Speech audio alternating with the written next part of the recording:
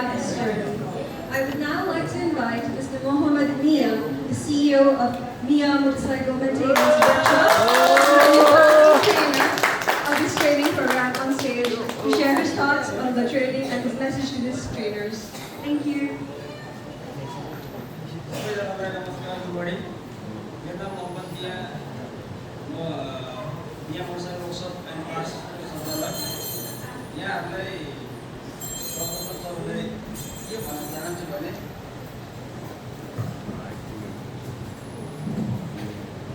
सर्वप्रथम त के भन्न चाहन्छु भने यहाँहरूले जुन 8 दिनमा हजुरहरूले जुन सिप सिक्नुभयो त्यो सिप चाहिँ हजुरहरूले सानो नठान्नुहोस् किनभने तपाईहरुले जुन सिक्नु भएको सिप छ अहिलेको लोकल ग्यारेजहरुले पनि त्यति तरिकाले सिक्नु भएको छैन हजुरहरूले चाहिँ त्यो सिपलाई चाहिँ कन्टिन्यू गरेर आफूमा आत्मबल बढाउनुस् र हजुरहरूले आफूले पनि वर्कसप सञ्चालन गर्न सक्नुहुन्छ र यो क्षेत्रमा सबभन्दा राम्रो नै मान्छु म किन भन्दा म पनि विदेश गएर सबै कुरा अनुभव बटुलेर यो क्षेत्रमा लागेको हुँ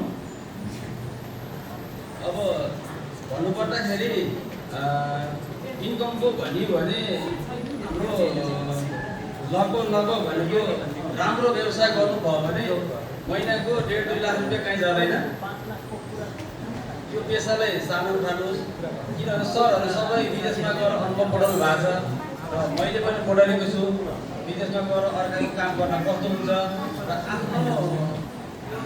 आफ्नै असल या पेसा आफ्नै हुँदाखेरि तपाईहरुले चाहिँ त्यसमा के हुन्छ भन्ने कुरो मैले हजुरहरूलाई पनि ट्रेनिङको दौरान भनिरहेको थिएँ सरहरूलाई चाहिँ के भन्न चाहन्छु भने हजुरहरूले जो सिप सिक्नु भएको छ त्यो सिप चाहिँ कन्टिन्यू गर्नु होला र खुद आफूले चाहिँ एकदम पर्फेक्ट मेकानिक या सञ्चालक सबै आफै बनेर गर्न सक्नुहुन्छ हजुरहरूलाई धेरै धेरै शुभकामना छ मेरो तर्फबाट यहाँ सर कोरियाबाट आउनुभएको सरहरूलाई पनि धेरै धेरै धन्यवाद किन भन्दा मैले पनि कुनै कुराहरू चाहिँ मसँग नभएको कुराहरू पनि सिक्न पाएँ हैन धन्यवाद 간단히 통역해드리겠습니다. 저는 미아 오토바이크 정비소 사장님입니다. 예, 8시간에 우리가 엄청 많이 배운 것들이 이제 쓰지는 않다고 생각합니다. 더 배워서 앞으로 더 배워서 갔으면 좋겠습니다. 이제 네팔에서도 그렇게 열심히 하시면서 200만 원 정도